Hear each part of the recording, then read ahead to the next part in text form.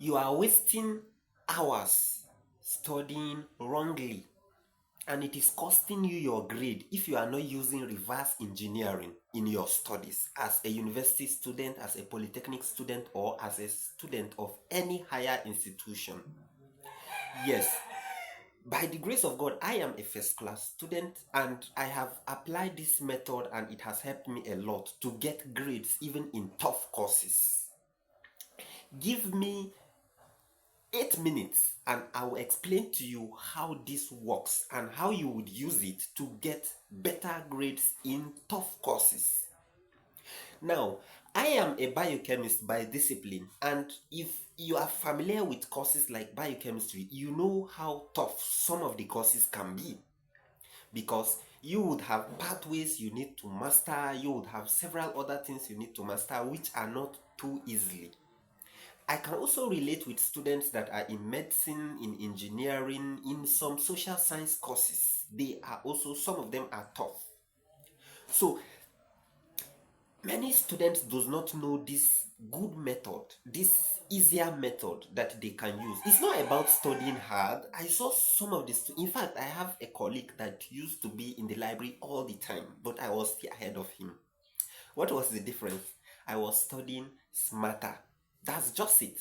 So I'm going to show you how you would use this reverse engineering method to ace your grades, to score higher grades in your tough courses and even those courses that look simpler.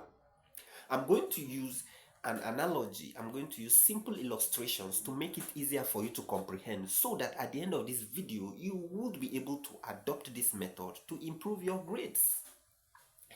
I have coached some JAMB students previously, and I have discovered that their performance was massive. I have shared some of the testimonies of some of them, and some of their grades scoring 270 something, even 300 and above, a good number of them. So I have tested this principle on myself, and I've tested it on others, and it is working. So let's dive right into it.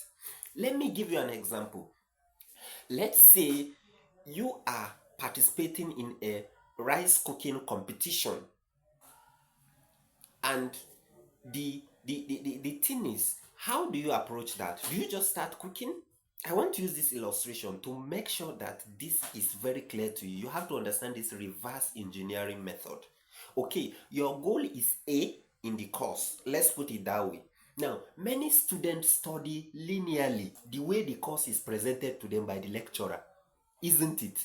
Perhaps that's what you are also doing. But that's not the right way. You move from the point where you don't have A to where A is. Now, in reverse engineering, you are moving from where A is to where A is not. That is the reverse.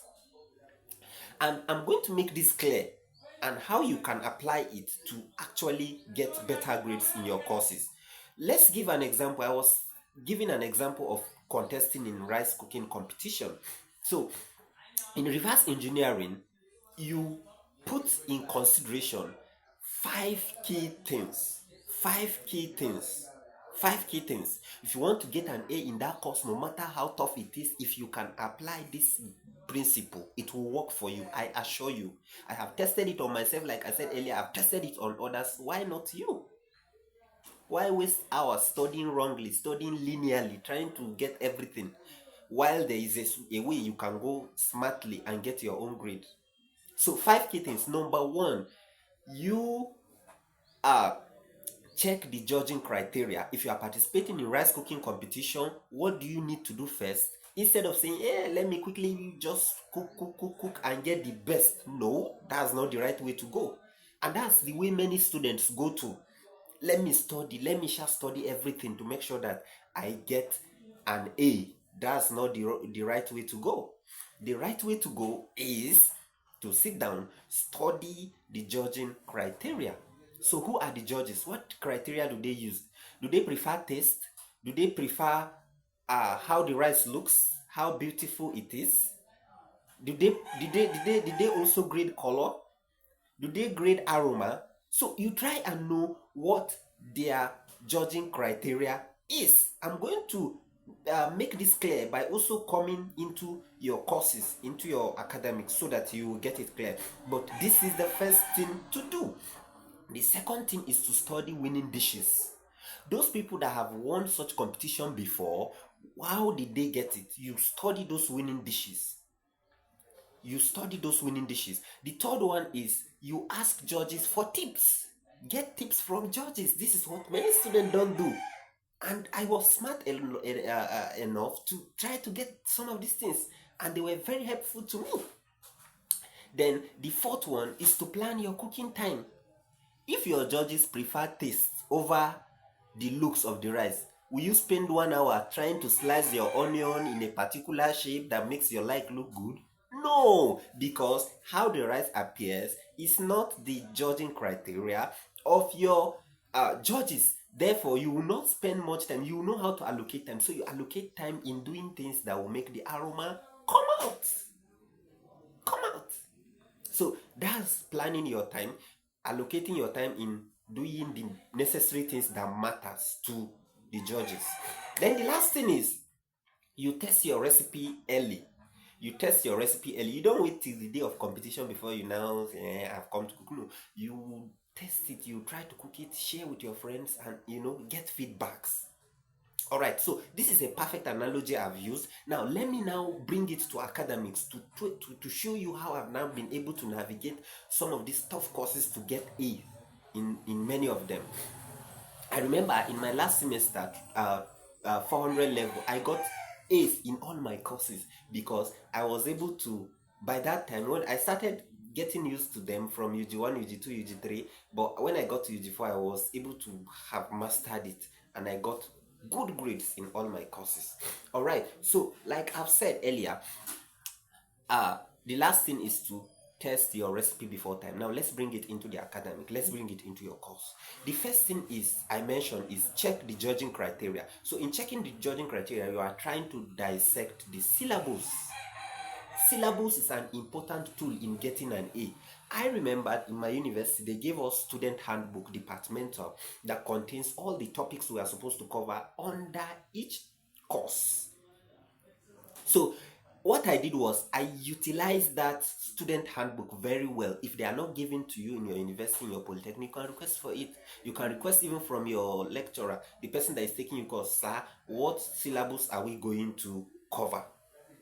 So you dissect the syllabus, you look at it critically, you look at topics that have an extended period of time. Sometimes a lecturer may spend maybe 3 hours in a topic. In another topic, he may just spend 30 minutes or to 1 hour. So topics that get more time shows that they are more weightier, they are more determined. I remember, and I know even till now it happens, that there is a course that in that course there is a topic they would always ask question every set.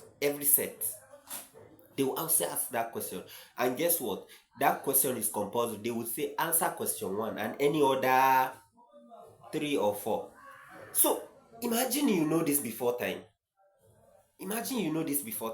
All right, so that's about the checking the judges criteria. Check their criteria for judging you, check their criteria for examining you. The next thing is study winning dishes. Some of you don't care about past questions. They matter. They matter.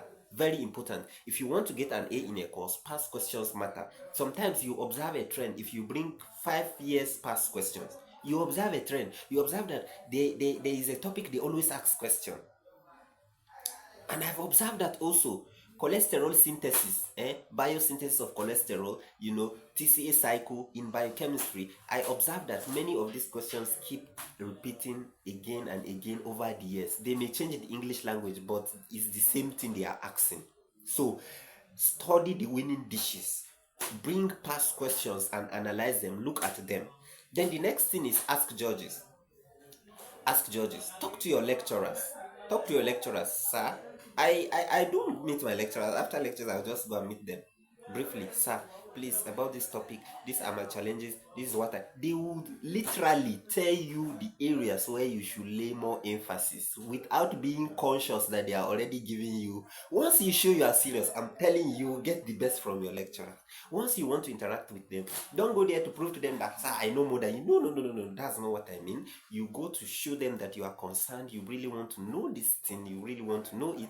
They will literally show you, tell you, mention to you the areas you should pay attention to and what will stop you from getting an A. So, do you now see how we are going about it? Instead of you to be studying linearly the way they present the course, topic 1, topic 2, topic 3, topic 4. No, on the other hand, you try to know what matters most in the course, because that is what is the weight of the course, and that is what would give you the first class or the A you are aiming at. Okay, so I talk about lecturers, meeting lecturers to ask them questions. The last one is what? Is to plan your cooking time. You prioritize your study plan. So I said earlier, if you know the criteria, would you waste time cutting onion? If how the rice, okay, let's say onion even adds to the flavor, to the taste of it. Okay, let's just look at maybe things that makes the rice look more attractive, and the criteria is not how attractive the rice looks, is how it tastes. Would you spend 1 hour, 2 hours, or 3 hours cutting all those things that makes the light look attractive? It doesn't make sense.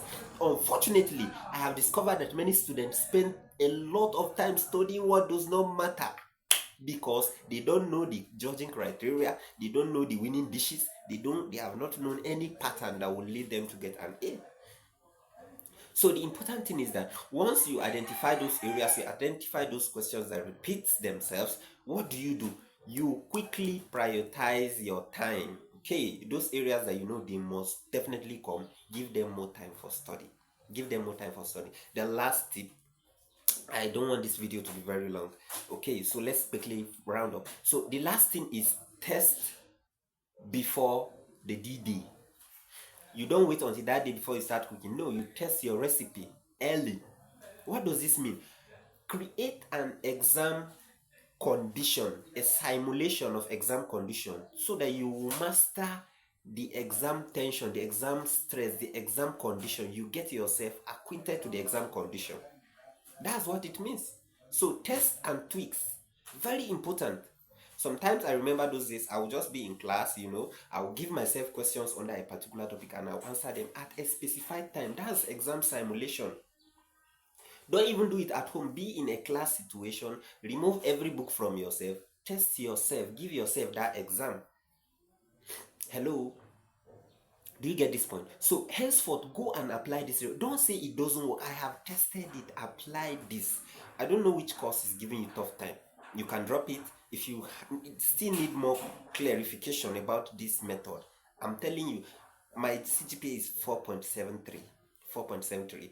I thank God for how He has helped me, but I have adopted smart studying techniques to get to where I got to. So let's know the course that is giving you tough time. Hey, my own Chem 303, those days. Which one is your own? Tell us on the comment section. Please like, share. If you understood this method clearly, share with friends who might be struggling also to get their way out of some courses.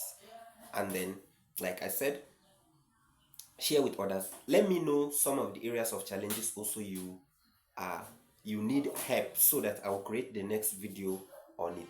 Thank you so much. See you another time. Bye. My name is Emmanuel. Don't forget, follow our channel for more tips on how to excel in your university education. Bye.